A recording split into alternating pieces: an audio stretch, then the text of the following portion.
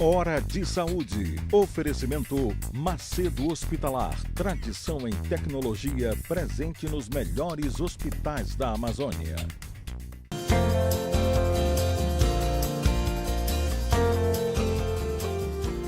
Caros amigos, mais uma vez no nosso programa Hora de Saúde, o programa de saúde dominical, transmitido para todo o estado do Pará pela TV RBA, aqui em Belém, canal 13, e transmitido para o mundo todo pela internet, neste exato momento, ao vivo. Eu sempre falo que tem um amigo meu, o Hans, lá de Oslo, na Noruega, que daqui a pouco vai passar um WhatsApp para mim para dizer se o programa foi bom ou não. Ainda bem que toda vez ele diz que é bom. E mais uma vez, para discutir o que se faz de melhor em termos de saúde no mundo, no Brasil, no Pará, especificamente em Belém. E hoje nós temos mais uma vez um convidado muito especial, tá? O meu amigo Ciro Mendes. Ciro Mendes, paraibano. Prazer enorme, Ciro. O Ciro é presidente da Associação de Medicina Intensiva Brasileira, a AMIB. Tá? Ele é o presidente, é um paraibano, a sede da AMIB é em São Paulo, e o Ciro está aqui em Belém porque veio certificar as nossas UTIs de acordo com os critérios da AMIB. Ciro, primeiro, muito obrigado por ter vindo. Obrigado mesmo. Tá? Obrigado a você pelo prazer e a honra de estar aqui. Tá. Agora, vamos começar pela razão de você estar. O que é essa certificação que você veio fazer, hein? Então, essa certificação ela faz parte de um projeto que a AMIB tem junto com a Epimed Monitor, que é uma empresa que tem uma ferramenta de coleta de dados de pacientes gravemente enfermos e dados de unidades de terapia intensiva.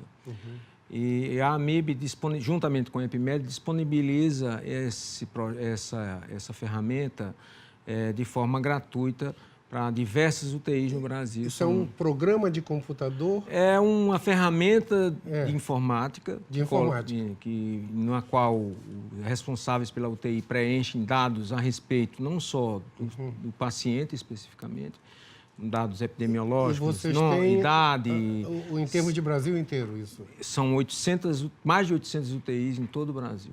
É o maior banco de dados de pacientes críticos do mundo. Agora nós já temos dados específicos das nossas UTIs. Sim, em boa parte delas. Boa parte delas. Nós estamos com 40% das UTIs brasileiras já participando dessa rede de unidades. São mais de 2 milhões de pacientes já cadastrados. É o maior banco de dados de pacientes críticos do mundo. E nesse banco de dados constam dados epidemiológicos dos pacientes, idade, sexo, comorbidades, ou seja, doenças anteriores que esse paciente tinha, dados da doença atual que levou à internação na UTI. A partir dessa coleta de dados se faz um cálculo, uma estimativa da chance de sobrevivência desse paciente. Fantástico isso. Dentro da UTI. Fantástico. E a partir daí, por meio desse cálculo, você acompanhando a evolução dos pacientes dentro da sua unidade, você consegue descobrir se sua unidade de terapia intensiva está adequadamente prestando os cuidados que deveria estar, ou se ela precisa melhorar um pouco mais, e eventualmente até se ela está tendo um desempenho melhor do que o índice prevê. Esses dados podem ser usados também para comparar a sua unidade de terapia intensiva com outras unidades, de forma anônima, obviamente. Ninguém vai comparar uma UTI com outra, mas você pode comparar a sua própria UTI com as UTIs da rede, de uma maneira geral, e descobrir se a sua unidade tem melhorias ou não a ser feitas. Aproveitando esse comentário, antes de te perguntar em serviço público e privado, as UTIs hoje, elas têm diferenças em termos de qualidade, norte, sul, capital, interior, ou hoje está com a internet que socializou o conhecimento, hoje está mais ou menos tudo equilibrado? Então, do ponto de vista de tecnologia e disponibilidade de medicamentos e outros tipos de cuidado, hoje em dia eu diria que estão muito mais uniformes as UTIs. A maioria das UTIs tem mais ou menos os mesmos equipamentos, as mesmas tecnologias. O que diferencia as UTIs, de uma maneira geral, hoje em dia, no Brasil e no mundo também, é a qualidade dos processos dessa unidade de terapia intensiva. A gestão dos processos. Gestão. Isso que faz a grande diferença. Para eu entender, os protocolos, é Os isso? protocolos, Os os processos, para tratar determinada condição, para diagnosticar o que é que a gente sabe hoje em dia que é mais importante do que tratar é a detecção precoce da doença, principalmente nos pacientes críticos. Existe uma doença chamada sepse, por exemplo, que é decorrente de uma infecção, uma resposta exacerbada do organismo a uma infecção que termina levando a problemas em outros lugares além da infecção, e isso pode matar. Então, o que se sabe é que o grande combate a essa doença e a melhoria do prognóstico nos pacientes que têm que são acometidos por essa entidade é a detecção precoce e o tratamento precoce. Mais do que drogas milagrosas. Toda velocidade. Então, o que diferencia a evolução do paciente, se vai ser boa ou não, é essa detecção precoce e o tratamento também dado de forma precoce. E Ciro, é recente, é um pouquinho da minha área, mas eu sou um cardiologista. Sim, sim. Mas esses protocolos todos de avaliação do paciente o mais rápido possível, eles chegaram no dia a dia das UTIs há muito tempo ou isso é mais Não, isso recente? vem sendo incorporado no decorrer já. dos anos.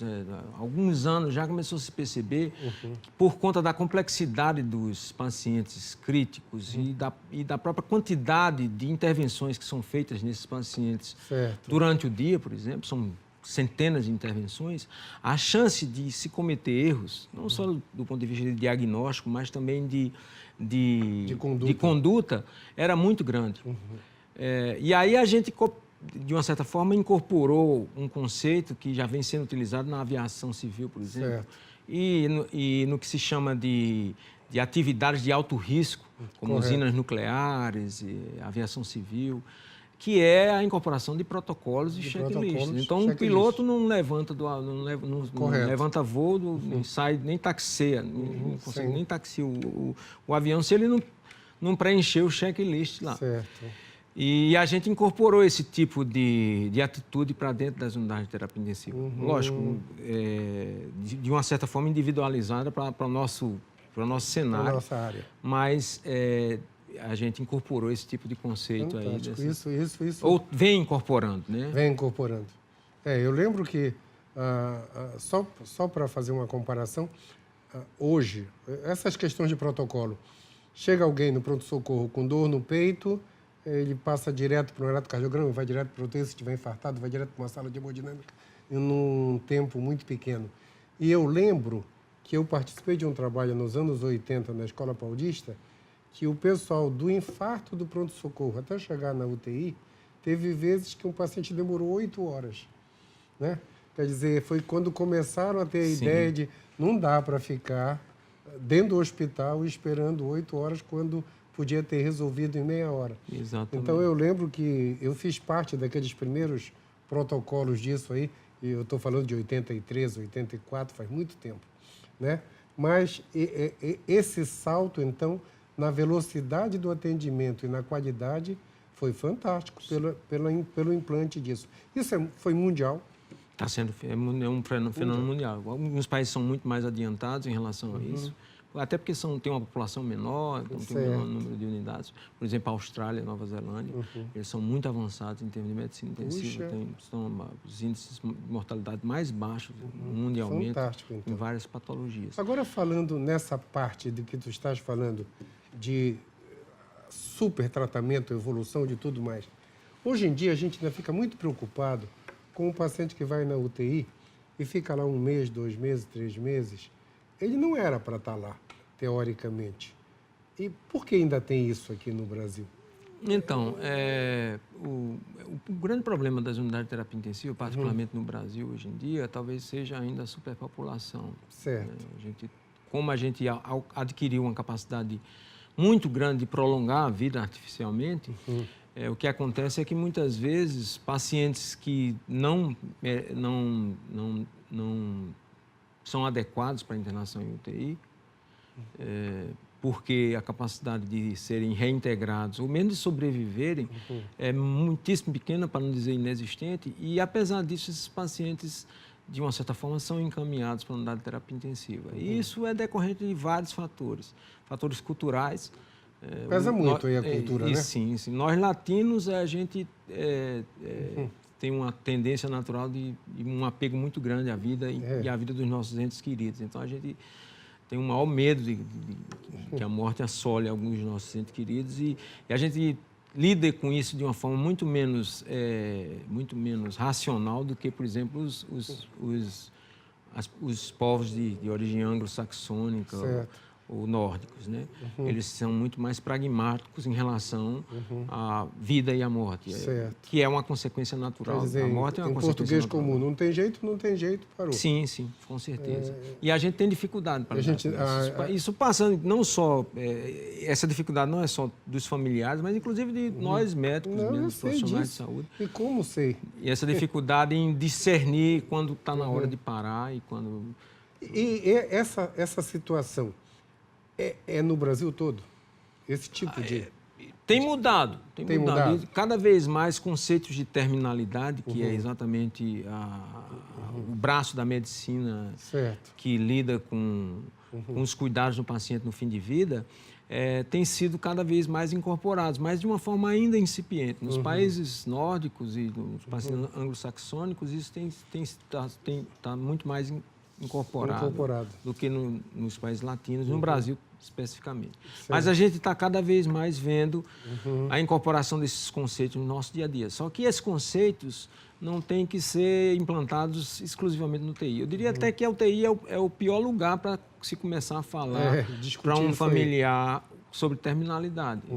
Esse tipo de conversa tem que começar já até antes do paciente ser internado, em pacientes crônicos, por exemplo, acamados há meses, há anos até, e o familiar não quer que o paciente morra e termina impondo, às vezes, até a própria internação daquele paciente, que não tem nenhuma chance de ser reintegrado, nem de sobreviver, inclusive.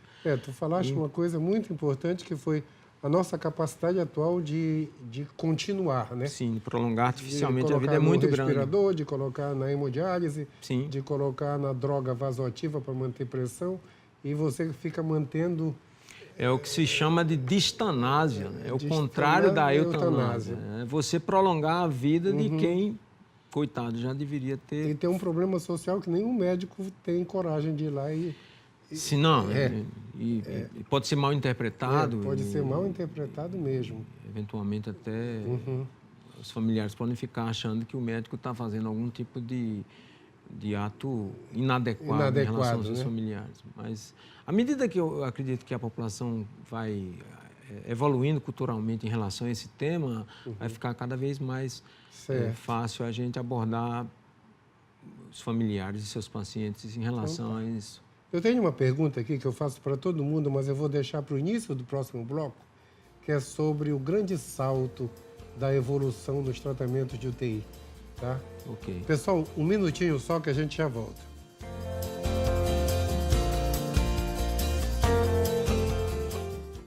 Hora de Saúde. Oferecimento Macedo Hospitalar. Tradição em tecnologia presente nos melhores hospitais da Amazônia.